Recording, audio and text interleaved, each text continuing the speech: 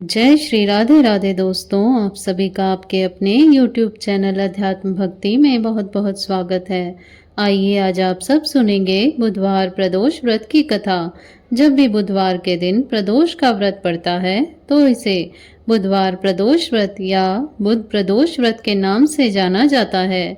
जो भी भक्त सच्ची श्रद्धा के साथ, नियम और निष्ठा के साथ बुध प्रदोष का व्रत करते हैं, इस दिन भगवान शिव जी का पूजन करते हैं, साथ में शिव परिवार का पूजन करते हैं, तो इस व्रत के प्रभाव से मनुष्य के सभी प्रकार के पापों का नाश होता है तथा मनुष्य सदा ही सुखी रहता है। इस व्रत को अगर विधवा स्त्री धारण करे तो उन्हें धर्म की प्राप्ति होती है। सुहागन नारियों का सुहाग अटल रहता है। बंदी कारागार से छूट जाते हैं। जो स्त्री पुरुष जिस कामना को लेकर इस व्रत को धारण करते हैं, उनकी सभी कामनाएं देवादिदेव महादेव जी पूरी करते हैं। सूत जी कहते हैं कि त्रयोदशी का व्रत करने वाले को 100 गायों का दान करने का पुण्य फल प्राप्त होता है। इस व्रत को जो विधि विधान के साथ करता है, उसके सभी प्रकार के दुख दूर होते हैं। प्रदोष व्रत के दिन विशेष प्रकार से भगवान शिव जी का सुबह और शाम के वक्त पूजन करना चाहिए। खास करके शाम के समय में जो प्रदोष काल का समय होता है, उस समय में भगवान शिव जी जो कि प्रसन्न मुद्रा में होते हैं, प्रदोष काल का समय जो कि सूर्यास्त से 1 घंटे पहले और 1 घंटे बाद तक के बीच का जो समय होता है, यह समय प्रदोष काल का होता है। इसके दौरान विशेष करके भगवान शिव जी का पूजन करें। पूरे विधि विधान के साथ पूजन करना चाहिए। कथा श्रवण करनी चाहिए। शिव चालीसा आदि का पाठ करना चाहिए। भगवान शिव जी के स्तोत्र आदि का पाठ या श्रवण करना चाहिए। इससे भगवान शिव जी अपने भक्तों के सभी प्रकार के दुखों को दूर करते हैं। बुधवार त्रयोदशी व्रत को धारण करने से सभी कामनाएं सिद्ध होती हैं। इस दिन भगवान शिव जी के साथ साथ भगवान गणेश जी का भी आशीर्वाद प्राप्त होता है। तो आइए सुनते हैं, भगवान भोलेनाथ का ध्यान करते हैं। इसके बाद फिर कथा को श्रवण करेंगे। ध्याये नित्यं महेशं रजतगिरिनिभं चारुचन्द्रावतंसं रत्नाकल्पोज्ज्वलांगं परशुमृगवराभीतिहस्तं प्रसन्नं पद्मासीनं समन्तात् स्तुतममरगणैः व्याघ्रकृत्तिं वसानं विश्वान्द्यं विश्ववन्द्यं निखिलभयहरं पंचवक्त्रं त्रिनेत्रम्। ओम नमः शिवाय। तो बोलिए प्रेम से भगवान भोलेनाथ की जय, माता पार्वती की जय, भगवान गणेश की जय। एक समय सभी प्राणियों के हितार्थ परम पवित्र भागीरथ के तट पर ऋषि समाज द्वारा विशाल गोष्ठी का आयोजन किया गया।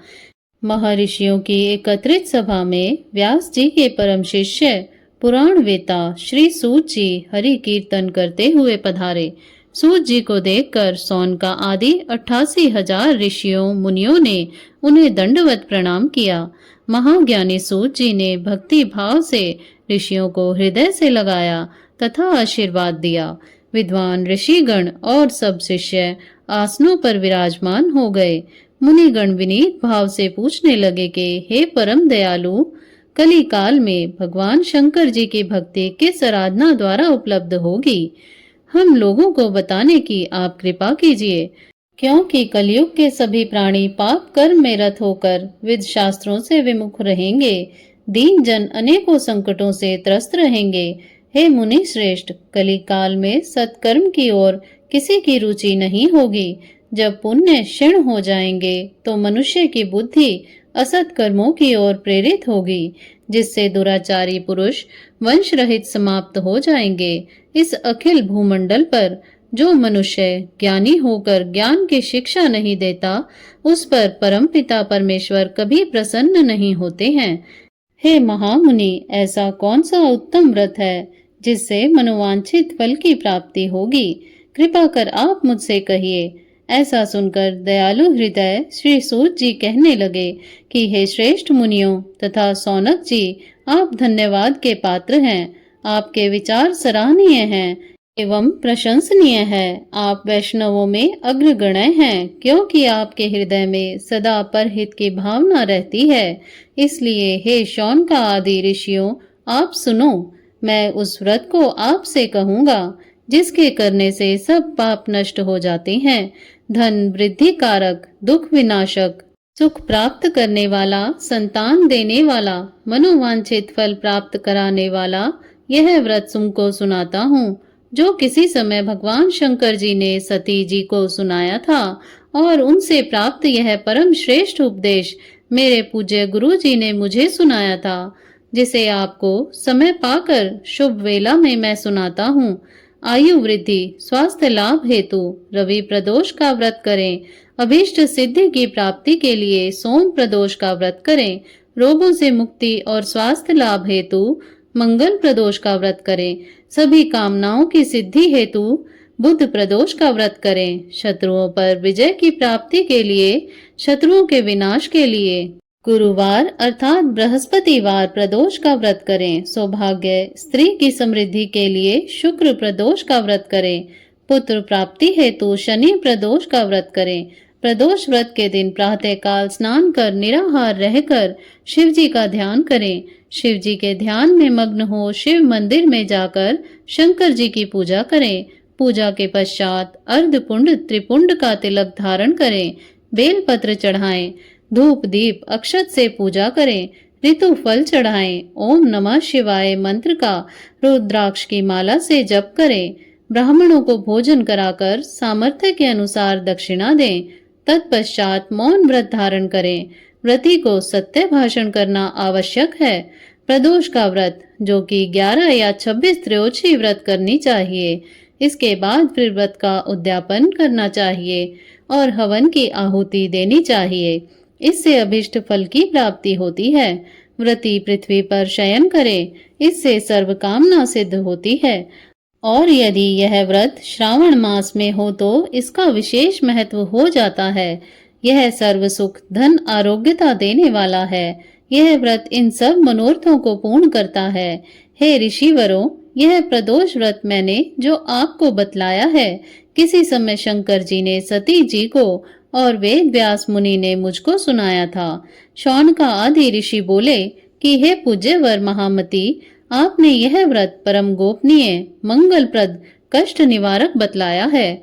इस प्रकार आप हमें प्रदोष व्रत की कथा को सुनाइए। सूत जी बोले, ऋषियों, अब मैं आपको बुध त्रयोदशी प्रदोष व्रत की कथा सुनाता हूँ।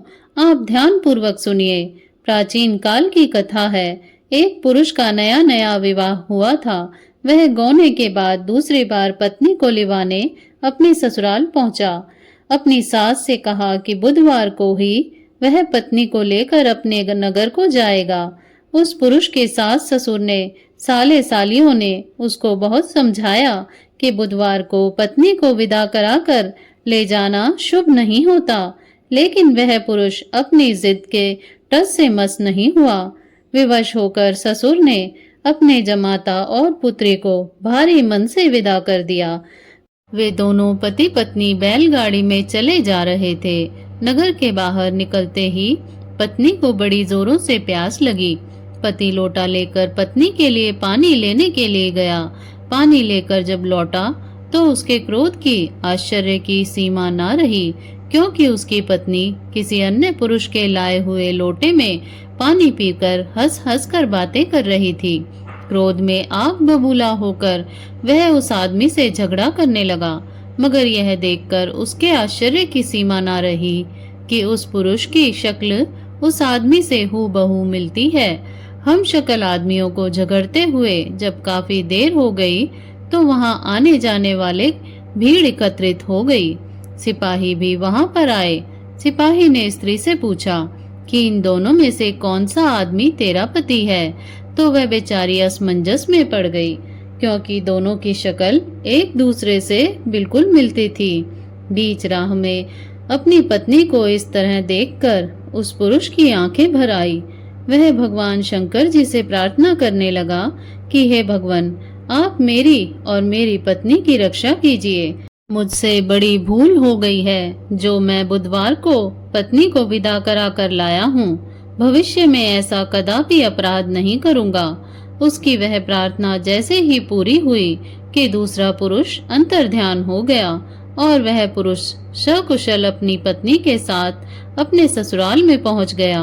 उस दिन के बाद पति पत्नी नियम पूर्वक बुधवार प्रदोष का व्रत करने लगे। तो बोलिए प्रेम से भगवान भोलेनाथ की जय, माता पार्वती की जय। ऐसे ही ज्ञानवर्धक जानकारियां प्राप्त करते रहने के लिए, व्रत पूजा आदि के बारे में जानने के लिए तथा कथा को श्रवण करने के लिए यदि आप चैनल पर पहली बार आए हैं तो चैनल को सब्सक्राइब कर लें ताकि आने वाली वीडियो की नोटिफिकेशन आपको समय से मिलती रहे। वीडियो को लाइक करें, शेयर करें। सुखी रहें, स्वस्थ रहें। जय श्री राधे राधे। धन्यवाद।